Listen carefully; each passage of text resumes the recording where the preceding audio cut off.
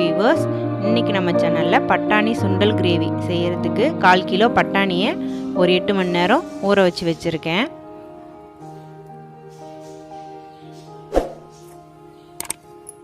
இப்போ அதை ஒரு குக்கரில் சேர்த்துக்கலாம். இதில் சின்ன சின்னதாக கல்லுலாம் இருக்கும், அதெல்லாம் க்ளீன் பண்ணிவிட்டு ஊற வைங்க. இதில் 3 மீடியம் சைஸ் ஆனியன் பொடியாக கட் பண்ணி போட்டிருக்கேன். அதே போல் 3 தக்காளி பொடியாக கட் பண்ணி போட்டிருக்கேன். 1/2 ஸ்பூன் மஞ்சள் தூள் சேர்த்துருக்கேன். இது வீட்டு மிளகாத்தூள்ன்றதால நான் 2 ஸ்பூன் சேர்த்துருக்கேன். நீங்கள் கடை மிளகாத்தூள் போடுறதா இருந்தால் 1 ஸ்பூனே போதும். ஒரு 400 ml அளவுக்கு தண்ணி சேர்த்துருக்கேன். இதை நல்லா ஒன்றை போல் கிளறி விட்டுட்டு ஒரு 6 விசில் வர அளவுக்கு நம்ம வைக்க போகிறோம். நம்ம சேனலை சப்ஸ்கிரைப் பண்ணுங்கள், லைக் பண்ணுங்கள், ஷேர் பண்ணுங்கள். சப்ஸ்கிரைப் பட்டன் பக்கத்தில் ஒரு பெல் பட்டன் இருக்கும், அதை கிளிக் பண்ணி வச்சுக்கோங்க. நான் போடுற வீடியோலாம் உங்களுக்கு உடனுக்குடனே வரும். குக்கர் டம் இறங்கிறதுக்குள்ளே நம்ம இந்த மசாலாவை வறுத்து வச்சுக்கலாம். 1/2 ஸ்பூன் சோம்பு, 1/2 ஸ்பூன் மிளகு, 2 துண்டு பட்டை, 2 துண்டு கிராம்பு, ஒரு ஏலக்காய், ஒரு 1/2 இன்ச்சுக்கு இஞ்சி, ஒரு 15 பல் பூண்டு. இதை லேசாக வதக்கிக்கலாம், ரொம்ப செவக்க வேண்டாம், சிறு தீ வச்சு வதக்கிக்குங்க.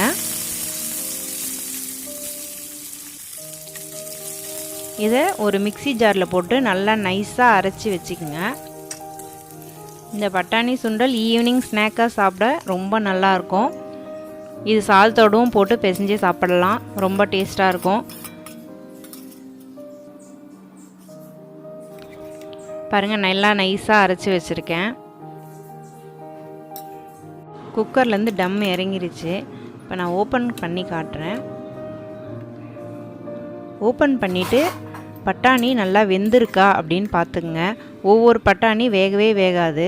நம்ம 6 விசில் போட்டிருக்கோம், இது நல்லா வெந்துருச்சு. அப்படி வேகலைன்னா மறுபடியும் ஒரு 2 விசில் போட்டுக்குங்க. இந்த கிரேவிக்கு பட்டாணி நல்லா வெந்து இருந்தால் தான் டேஸ்ட்டும் ரொம்ப சுவையாக இருக்கும். இப்போ ஒரு கடாயை வச்சு அதில் 4 ஸ்பூன் எண்ணெய் விட்டுருக்கேன். 1/2 ஸ்பூன் உளுத்தம்பருப்பு போட்டிருக்கேன். கருவேப்பிலையை சேர்த்துட்டு நம்ம வேக வச்சு வச்சுருக்க பட்டாணியை அதில் சேர்த்துருங்க.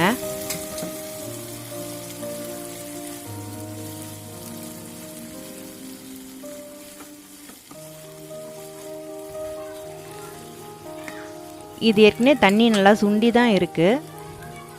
இப்போ இதில் நம்ம அரைச்சி வச்சுருக்க மசாலா விழுதை சேர்த்துடலாம். இதை நல்லா ஒன்றை போல் மிக்ஸ் பண்ணிக்கங்க.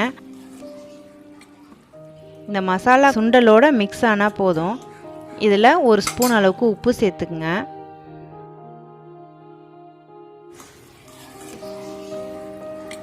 உப்பு சேர்த்து நல்லா கிளறிக்குங்க. உப்பு முதல்லையே நீங்கள் வேக வைக்கும்போது போட்டால் பட்டாணி வேகவே வேகாது.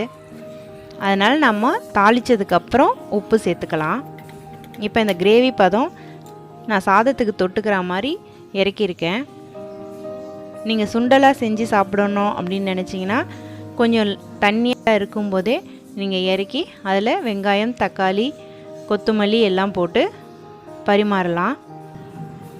பாருங்கள், சூப்பரான பட்டாணி கிரேவி ரெடி ஆயிருச்சு. நீங்கள் வீட்டில் ட்ரை பண்ணி பாருங்கள், எனக்கு கமெண்ட்ஸ் பண்ணுங்கள். Thank you viewers.